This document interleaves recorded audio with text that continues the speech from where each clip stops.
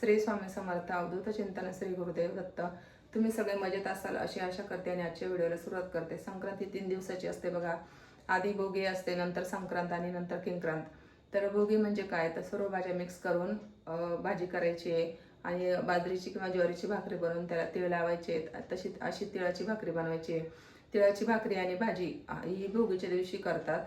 तर यामागचा उद्देश एकच असावा असं मला वाटतं की जानेवारी महिन्यामध्ये खूप थंडी असते आणि तीळ हे उष्ण असतात, आपल्या शरीराला थोडीशी उष्णता भेटावी म्हणून ही प्रथा पडलेली असावी असं मला वाटतं। तर चला आपण संक्रांतीकडे वळूया। तर संक्रांत म्हणजे अंधाराकडून प्रकाशाकडे जाणे। तर संक्रांतीच्या दिवशी काय काय करावं तर सकाळी लवकर उठून आंघोळ वगैरे करून छान वस्त्र घालायचे। तुम्ही केशरी रंगाचे घालू शकता, काळ्या रंगाचे घालतात काही काही ठिकाणी। त्यानंतर आपण दारामध्ये छान रांगोळी काढावी, सूर्य भगवानाला अर्घ्य द्यायचे बघा या दिवशी आवर्जून।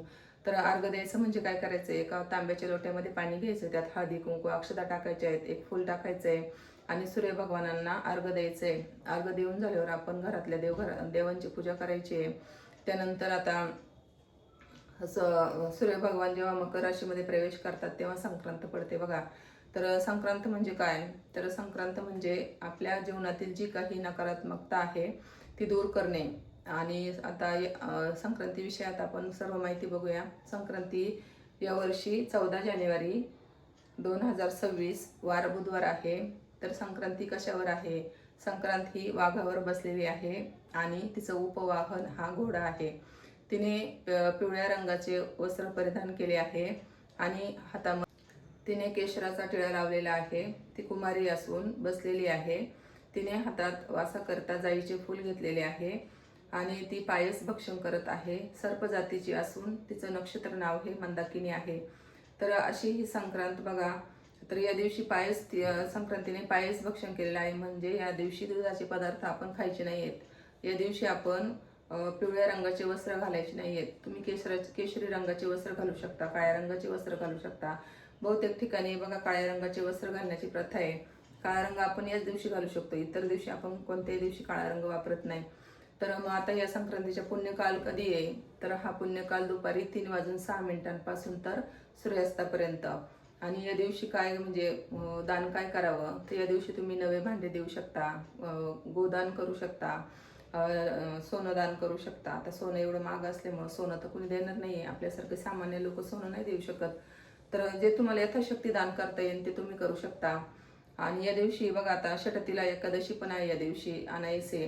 तर या दिवशी आपण काय करायचंय, सेवा काय करायची आहेत तर या दिवशी आपण आदित्य हृदय स्तोत्र याचं वाचन करायचंय। सूर्यदेवांचा जो मंत्र आहे त्याचं म्हणजे त्याची जास्तीत जास्त माळा जप करायचा आहे।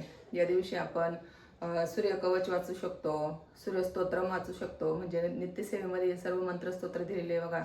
आणि एकादशी असल्यामुळे आपण या दिवशी विष्णू सहस्रनामाचा पाठ करू शकतो। भागवत आपलं संक्षिप्त भागवत आहे जे ते आपण वाचू शकतो पितृदोषासाठी। तर या दिवशी अशा खूप छान छान सेवा करू शकतो। ओम नमो भगवते हा मंत्र घेऊ शकतो। तर या दिवशी काय करू नये तर या दिवशी आपण कोणाशी भांडायचं नाहीये बघा।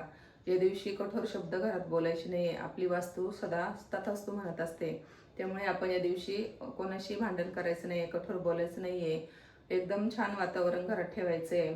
सर्वांना संध्याकाळी आधी देवांना तिळगुळ व्हायचे, नंतर आपण घरात सर्वांना तिळगुळ द्यायचे, सर्वांना नमस्कार करायचा आहे। अशी आपण संक्रांत साजरी करूया। तुम्हाला सर्वांना संक्रांतीच्या खूप खूप स्वामीमय शुभेच्छा। तिळगुळ घ्या, गोड गोड बोला। हा व्हिडिओ जर तुम्हाला आवडला असेल तर नक्कीच लाईक, शेअर आणि सबस्क्राईब करा। कमेंट करायला विसरू नका। तुम्ही कमेंट केला तर मला अजून म्हणजे छान वाटतं व्हिडिओ बनवायला। तर सर्वांना श्री स्वामी समर्थ।